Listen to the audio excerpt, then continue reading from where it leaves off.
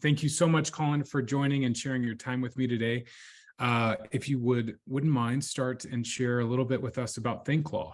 So I'm Colin Seale. I'm the founder and CEO of thinkLaw. And at thinkLaw, what we do is we help educators teach critical thinking to all students, closing that critical thinking gap through our really powerful curricular resources that use real life legal cases that get kids talking, thinking, collaborating, and a lot of practical PD solutions that help districts use the curriculum you already have and insert these culturally responsive critical thinking frameworks into them so it doesn't feel like one more thing. So yeah, that's what thinkLaw does. And we've been around for 8 years working with schools in 40 plus states. And you were a recipient of one of the Supes Choice Awards last year.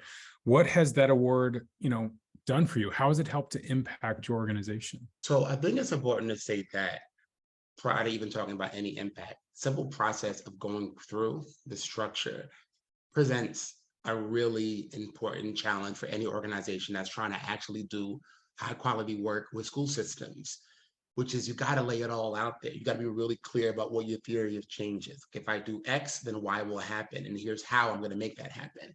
So the simple process of having to go through that and knowing that a lot of the ins and outs are going to be vetted and looked at by superintendents that are very respected across the nation is a huge lift and a huge benefit in and of itself.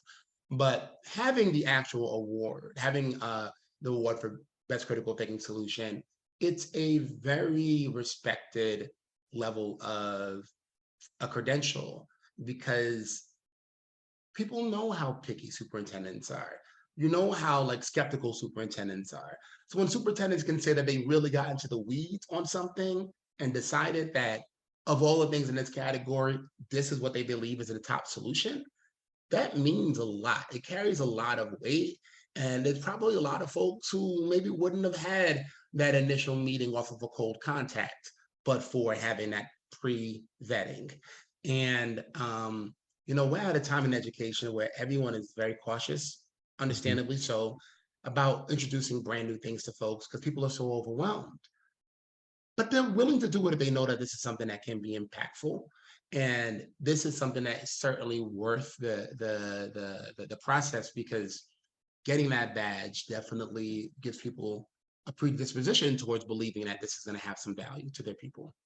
What advice would you have for those that are currently in the process of entering the Supes Choice Award? A piece of advice would be to think about the clarity of what you're doing.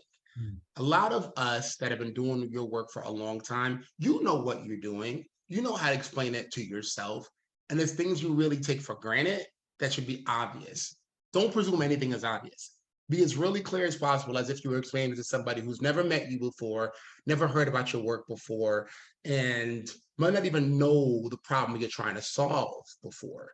So really being able to make that clear to folks and not taking any assumptions probably be the best piece of advice that I can give you. Well, thank you so much, Colin, for sharing some of your insights today. Of course, everyone, you can learn more about Supes Choice at www.supeschoice.com.